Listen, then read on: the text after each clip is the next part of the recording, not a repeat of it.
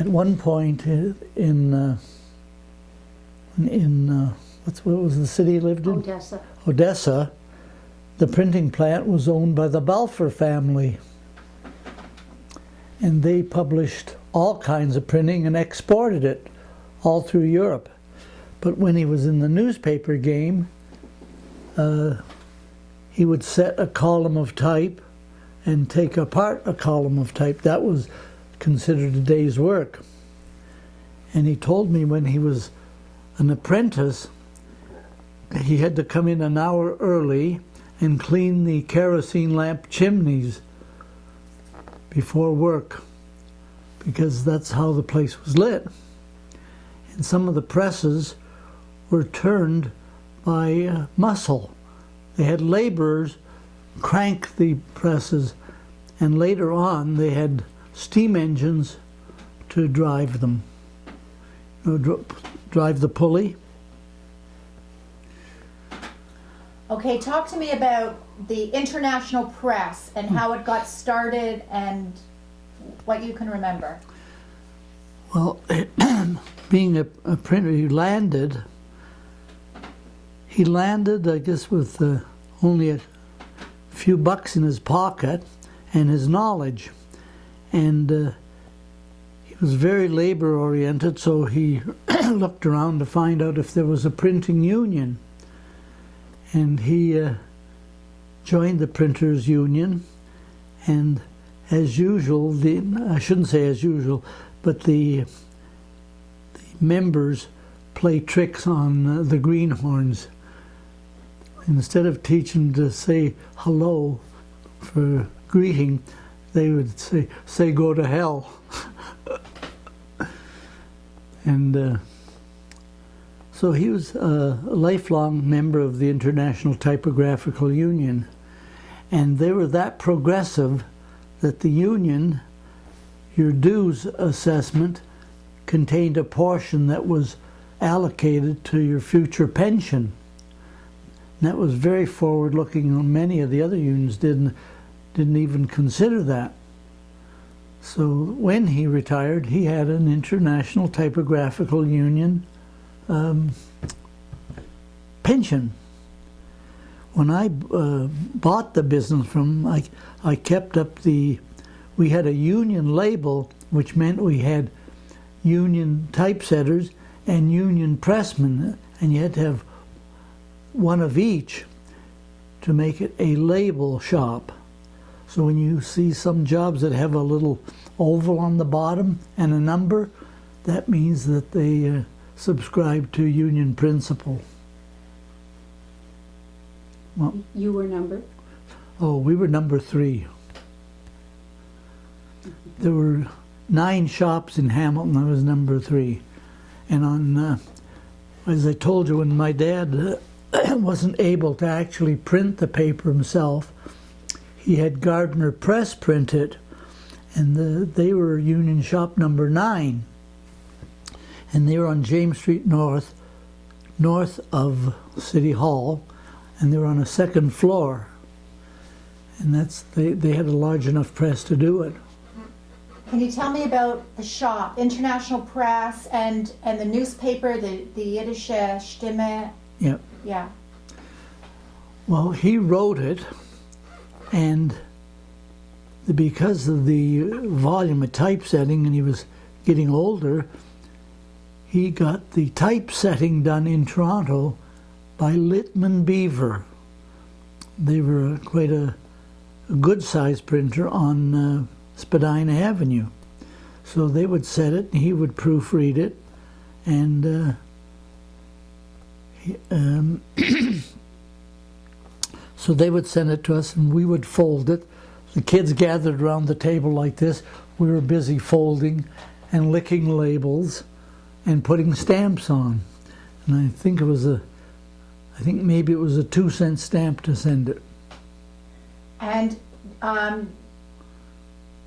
were there many people, like would people come up to your father in the street and talk to him about an article he had written? They would, yes. Yeah.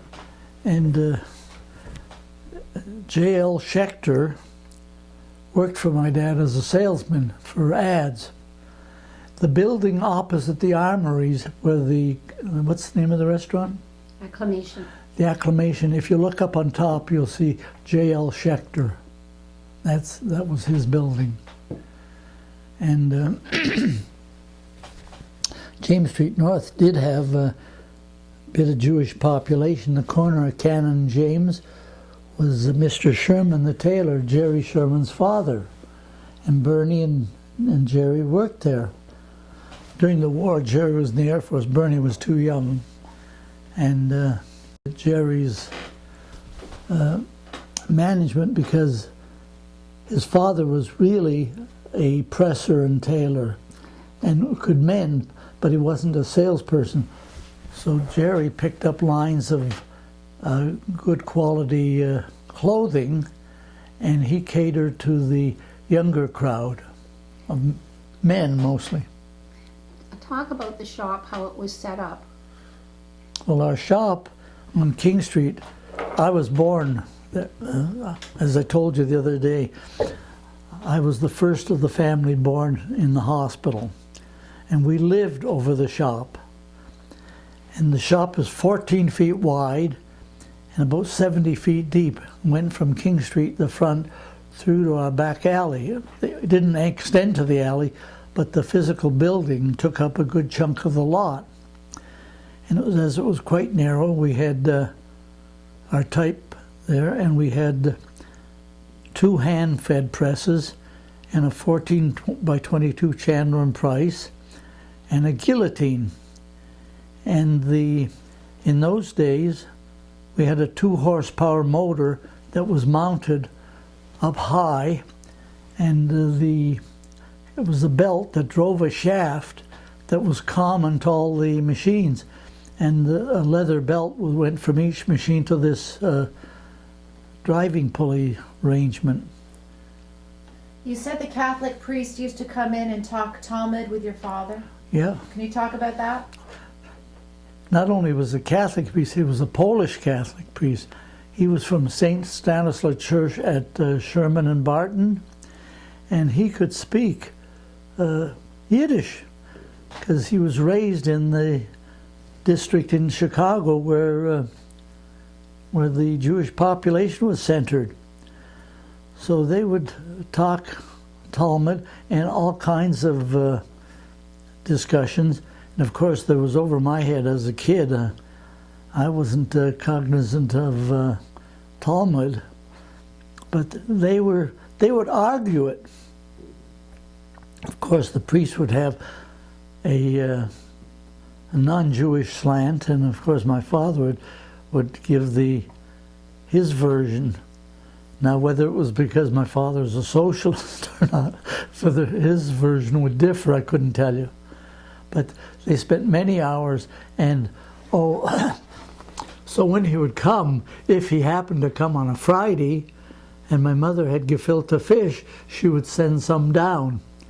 And on days when he wasn't there, if I was going on deliveries, when I had the car, she would send a dish of gefilte fish to the parish house, because there was the priest and I guess a junior priest and a housekeeper, so she kept them in gefilte. Your father had a front page column every single issue called Walking Around Hamilton. Mein Spazier über Hamilton, yeah. Can you talk about what that was all about? Well, that was his view, and that was really his editorials, if you want to. I would say it's a front page type of editorial. I can't tell you the topic of all of them, but it did receive compliments, and it also raised hackles. So I can't tell you which they were, but if your colleague is good in Yiddish, then between us we might be able to determine which were the firebrands and which were the popular. Talk about the eulogy to Alex that he put on the front page. Well, the death of my brother in Malta just about destroyed my father and mother. Although Alec was a very strong personality. He stood up to my father. If my father gave my mother a hard time, as men sometimes do, he would intervene and stick his nose in and say that that wasn't right to talk like that to Ma. And he could work in the shop, but he didn't like that. What he did, he worked for Canada Coach Lines for a while as a laborer, changing the tires on the buses. And that's a hell of a job, because the tire and the rim is darn close to 150 to 200 pounds. And to undo the nuts, you didn't have compressed air guns like they do today. You had to use muscle. So he worked on that. And when the war started, my older brother was a medical officer, and he was on the reserve, so he went in, and Alec joined the Air Force. And because of his size, he was too big to be a fighter pilot.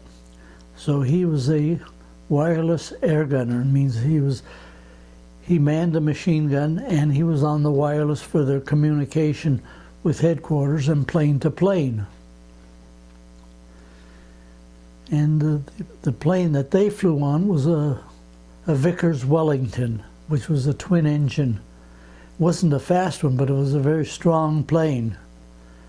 And so it was in England, then was transferred to Malta. And Malta being an island and close to Italy, it was within bombing range of the foot of Italy. And it was the island received the George Cross for surviving the heavy bombing that the Nazis imposed on it. They also bombed Crete, but our situation is that my brother was killed in a bombing raid with one of his colleagues, and he's buried in Malta at the Capuchin Naval Cemetery. That cemetery goes back to the 1700s, 1800s, when Britain was the master of the seas, and the Navy was the strong arm of the British. So it was a naval base. It was an aircraft carrier island, as it were. So when he was killed, your father was destroyed. Yeah. Talk about the eulogy. You don't have to have all the words of the eulogy, because I've got them. Well, his opening phrase was that his heart pains him to have to write his own child's eulogy on the fresh caver. Caver is the grave, and so you have that translation, don't you? yeah, so he put his eulogy on the front page of the paper. What was the response in the community after he did that? What was the community response? Do you recall? I truly don't recall, because of my age. I didn't really deal with the grown-ups, as it were, because when my brother was killed, I would be 16, 17. I guess I just turned 17. Can you talk to me a bit about your father's personality? Like, I have a whole section in our project about memorable personality. So if you had to paint a picture for people, what was your father like? What would you say? He was friendly, and he did like to bend the elbow. He would drink beer, and he drank whiskey, as many Russians did. And he was not above going to a pub. Actually, what did they call them then? It was a public house. At King and Bay was one of his headquarters, to have a beer at noon hour. But he did like rye, and he had many friends. And in those days, you didn't have all the liquor stores today. So not just my father, but anybody that ran out of whiskey after store hours, they would phone a taxi, and the taxi would bring them. They were bootlegging. So that when I was a kid, that was a bit of a business. Not legal, but it was a business, and I think the police winked at it unless there were complaints lodged. One of the jobs we did for people was we would print calling cards. We didn't say that they were runners. They would just say service number and put their phone number and their name. You call them, that meant you contact them to order some beverage. So that must have... Talk about that he was an educated, learned man, and so many people were peasants. Yeah. The story you told me about. Yeah.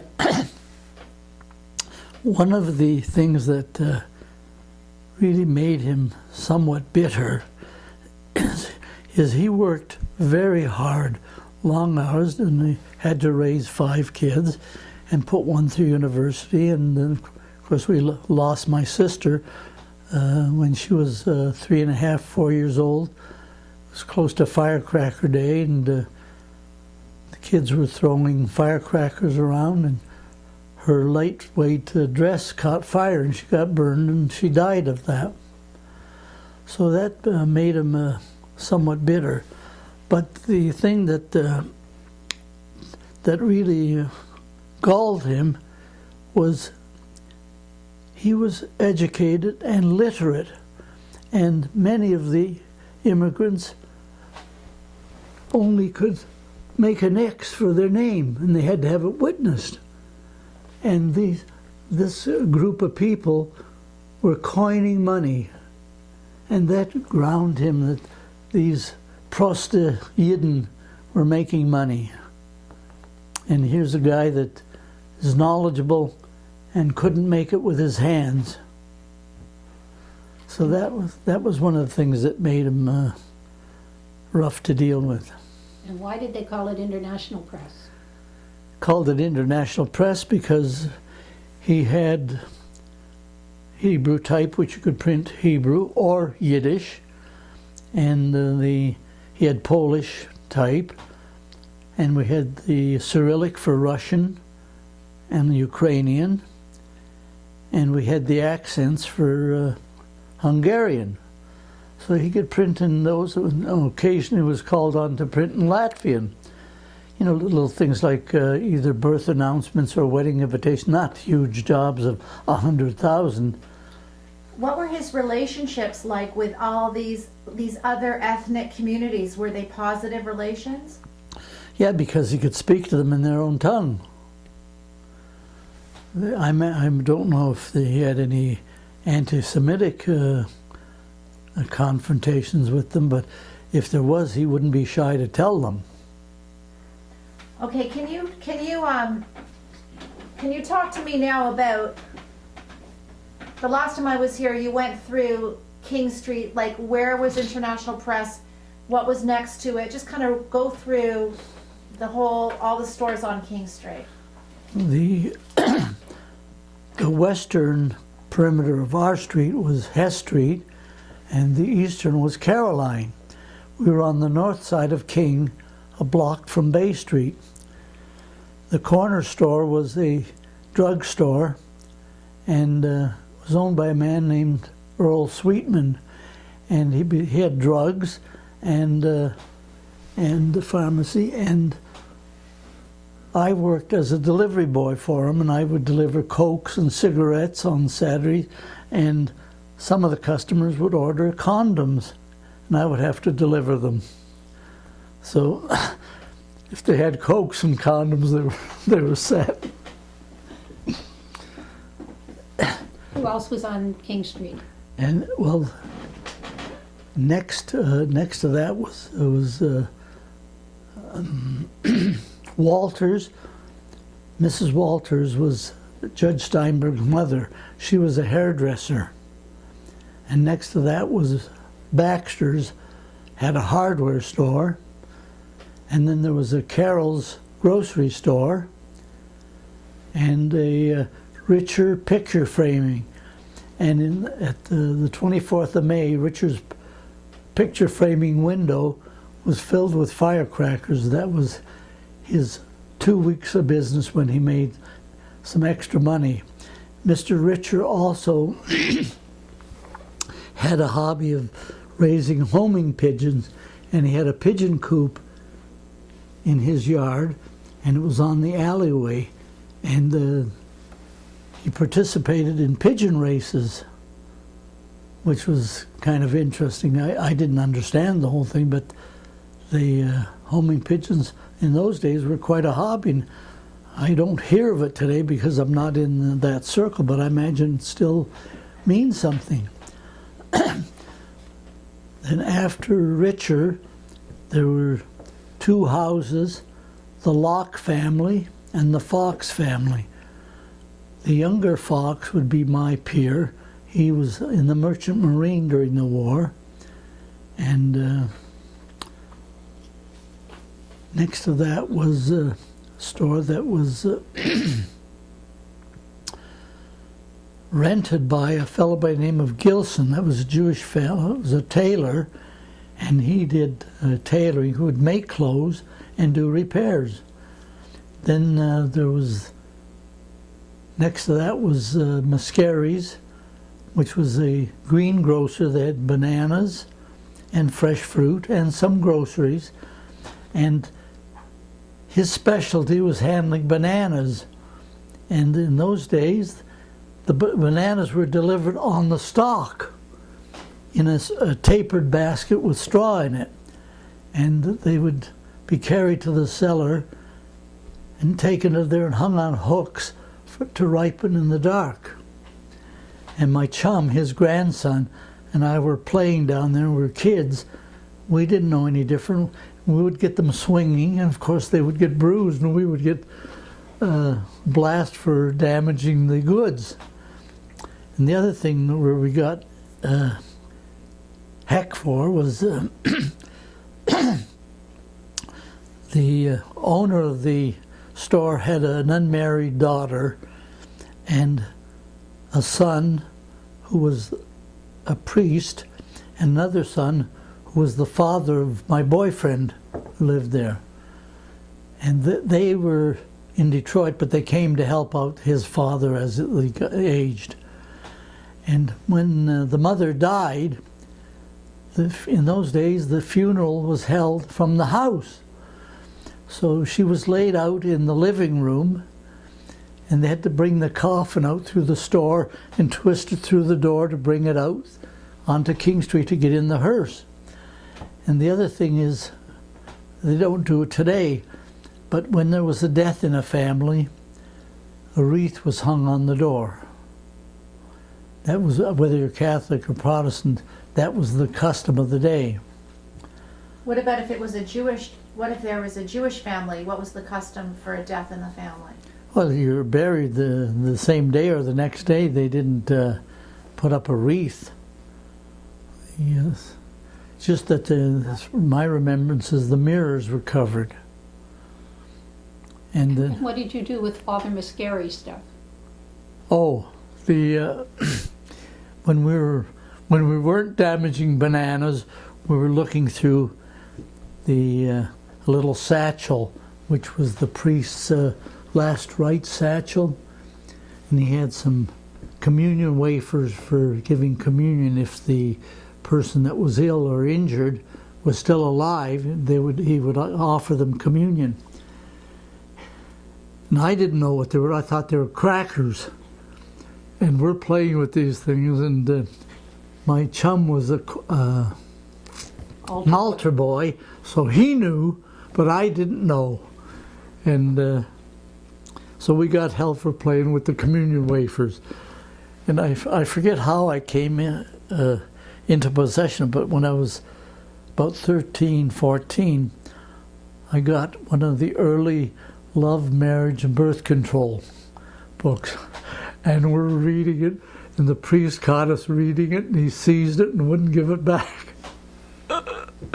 And they had a cottage on the beach, so that his parents would have a place to relax, because they were already in their 70s and 80s. And because my chum was my age, they would invite me out for Sunday dinner. And his prize ploy was to try to entice me into eating roast pork. He would gain 10 pounds if I ate roast pork, because he knew I was going to go to hell, in his eyes. So who was next? Who was after Muscary's? After Muscary's was us. No. No, we were next. Okay. They were 248, we were 246. And where were the Ticks? The barber shop. Oh, well, if you want to know who's next, was a Chinese hand laundry. Mm-hmm. Then was Mrs. Krieger's grocery store, Jack Krieger's mother, Sam Krieger, Ruth Krieger. No, Ruth married Sam Krieger. I think she was a Rabinovitz, if I'm not mistaken. So there was Jack and Sam, and anyhow, that was Mrs. Krieger, and she was the first time I came into. She was invalid because she had diabetes and she got gangrene and had a leg amputated. So that was my first contact with a man-made invalid.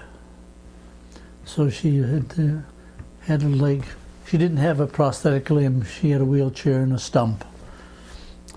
And next to that was 238.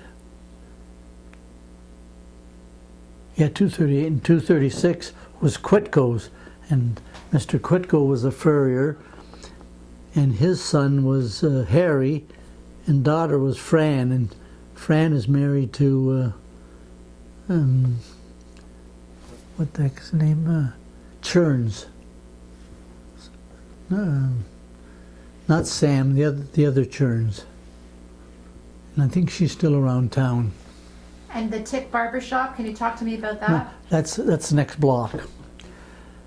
Next to Quitko's was Joe Levy, the tailor, and he did cleaning and pressing and alterations. And I delivered, on Saturday I would deliver cleaning to people that couldn't come in for, so I had the cleaning over my back and I'm riding the bike with one hand. And then was, next to him was a non-Jewish barber, Mr. Hollier, and his sideline from barbering is he would repair umbrellas, which is not exactly a craft that's practiced today. Next to him was Cole's Fish Market, and then was a tobacconist and sold the Toronto Star and the Spectator. Then there was a bakery, and of course at Pesach the kids would be pressing their nose against the window looking at all these marguerites and all these fancy baked goods at Pesach time. Then there was Vern Webster had a tie shop, and what the heck was it? Steve Stoyanovich was the artistic embroidery, and the people from Aberdeen Avenue would bring their fine linens down to them to be embroidered. And they also carried fine linens in stock if people wanted to buy linen. Then on the corner was of the Denbury family, and I think that was the last of the businesses on the street then. And then, well, then where was Ticks? He was next to, so jumping across Caroline Street was what had been the Hamilton, no, it was the McGregor Shirt Factory. That became CHM and Broadcasting Studios, and Irving Zucker owned that. And then was the Hamilton Paper Box Factory. That's the restaurant is on that site now. There's a parking lot. And the corner was the Regal Hotel, where my father, with some of his cronies, they would go for a beer, and there was several stores in between, used bookstores and hairdressing and different things. That's all on the north side. Then when you jump across Bay Street, the corner was a gas station, and across the road on the south side was Leggett Motors, which was a Dodge dealer, and there was a large building that became a veterans club. Then a couple of doors from there was Jack Tick's barber shop, and he was there for many years. And guess who got his hair cut and shaved? Marvin Goldblatt. Every day. He didn't get a haircut every day, but he went for a shave every day, and Jack was his personal barber.